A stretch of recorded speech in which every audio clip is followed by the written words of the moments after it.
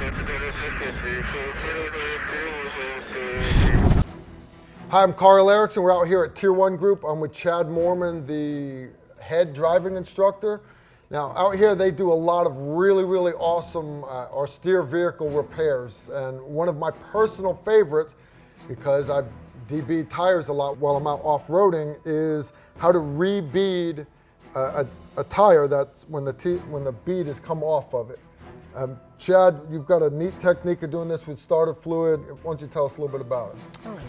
So, like Carl was saying, we're going to basically be using some sort of fluid to reseat the bead on the tire. There are other videos out there that you can see of it, but there are some considerations you need to take into account, especially if you're doing this downrange.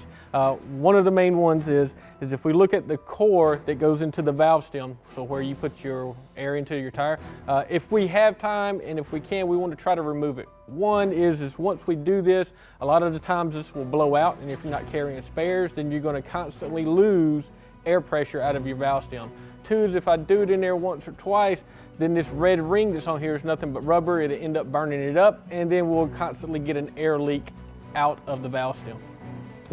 It can be taken out with a pair of needle nose pliers or Leatherman, something like that. It simply just screws out and screws in. So we already have it out of our tire. Right here. Yep.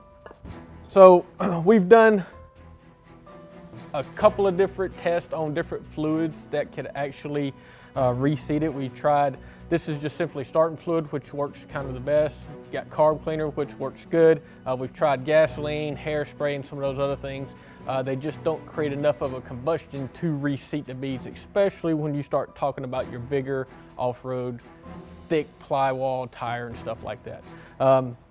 But it simply is spraying some in there in a certain way, lighten it, and then letting it re-bead. So we'll kind of go through that now.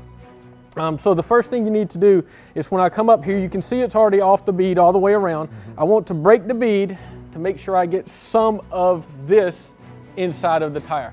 Now, how much is too much? If your tire is bouncing off the ground, that's too much. It doesn't take a whole lot. You're looking at 2 to 3 seconds burst inside for a tire about this size. If you put too much in there, it can make a tire jump. If you're standing over it, it'll hit you, get hurt. It can mess up the insides of the tire, burn the insides of the tire up if you have too much in there.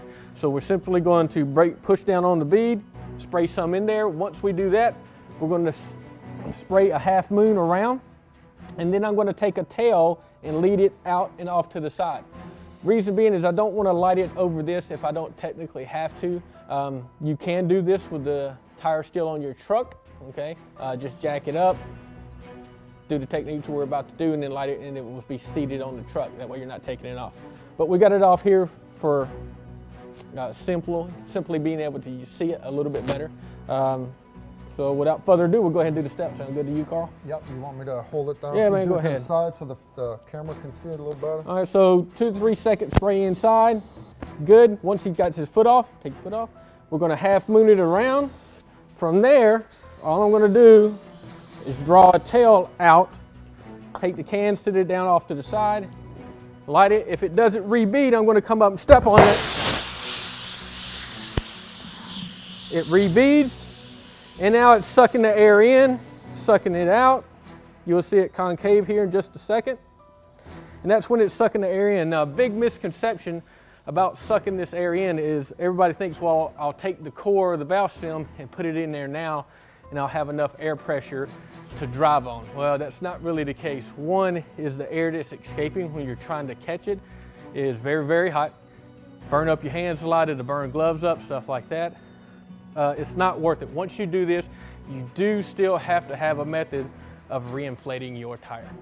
Carl, you got anything else? That's awesome. Again, this can work anywhere. Like you mentioned, you can actually do this on the tire or do this to the tire while it's on the vehicle. Great, great technique. We've done this hundreds of times.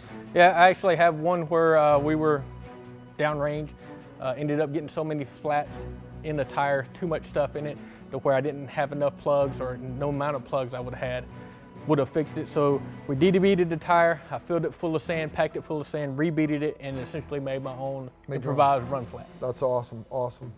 Hey, now, you've seen the video. Yeah, you can be one of those internet ninjas if you want to, all right? But you're not gonna learn anything just watching these videos. You wanna learn these techniques for real, you come down to Tier 1 group and you come through a real course with a professional instructor. That's how you master this stuff. Remember, knowledge is power. Knowledge is gonna be your best weapon. Comment to the video, and by all means, if you're interested in the course, reach out to Tier 1 group, we'll get you signed up.